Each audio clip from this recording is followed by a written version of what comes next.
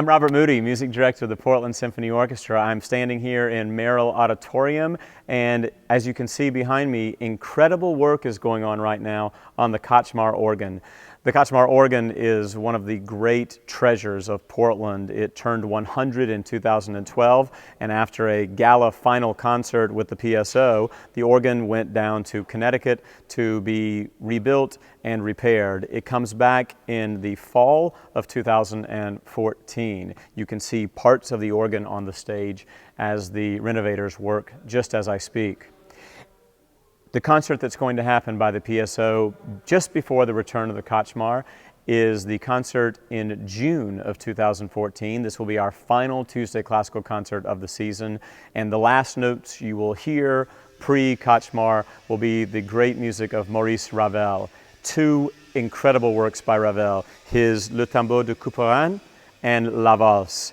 La Valse is one of the most satisfying, warm, round, big ways I can possibly think of to end a season. Ravel is on this concert, as is another great French composer, Camille Saint-Saëns. Saint-Saëns wrote many great works for the piano, and we are performing for you his fifth piano concerto, known as the Egyptian Concerto. Now, if you came to one of our earlier concerts, you might know that I was inspired to program on that concert by attending another concert at Tanglewood down in Massachusetts. I was at that same concert in Tanglewood when I heard this great piano concerto for the first time, the Egyptian. I was really so moved by this piece, and as with the other work we have done on the concert this season, I knew that I had to program it for Portland. Saint-Saëns Egyptian, it does have some Middle Eastern or Egyptian sounds to it, but mostly it is just a virtuosic tour de force for the piano. It takes a special pianist to play this work. There are not many on the planet who play the Egyptian. One of the greatest of those is Pascal Roget. So we are incredibly honored to have Pascal Roget as the pianist for that work. A young composer in America in the 1920s had recently achieved a great amount of notoriety for a little piece he wrote called Rhapsody in Blue. The composer, of course, was George Gershwin.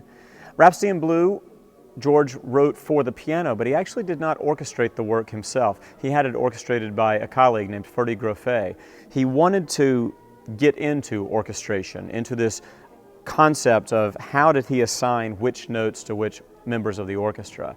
He decided he would travel to one of the living masters of orchestration and study. He went to France and he studied with Maurice Ravel, the composer whose music ends this concert. Ravel famously said to Gershwin, "Why would you want to study with me? Why would you want to be a second-rate Ravel when you are a first-rate Gershwin?" So this mutual admiration of the two composers made for a great reasoning to bring their music together on this concert.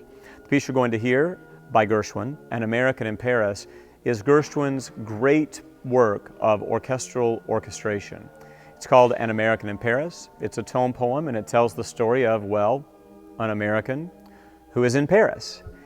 If you've been to Paris, if you have walked down the Champs-Élysées, if you have tried to get into the traffic around the Arc de Triomphe, if you have enjoyed the great cafes, if you have sort of stumbled from jazz venue to jazz venue and some of the great side streets in the Latin Quarter, then you know this piece already. If you haven't been to Paris, this is going to whet your appetite to go immediately because this music is so evocative of that most magical of cities.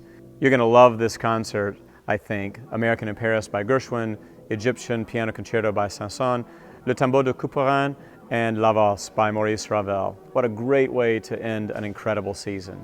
See you at the concert.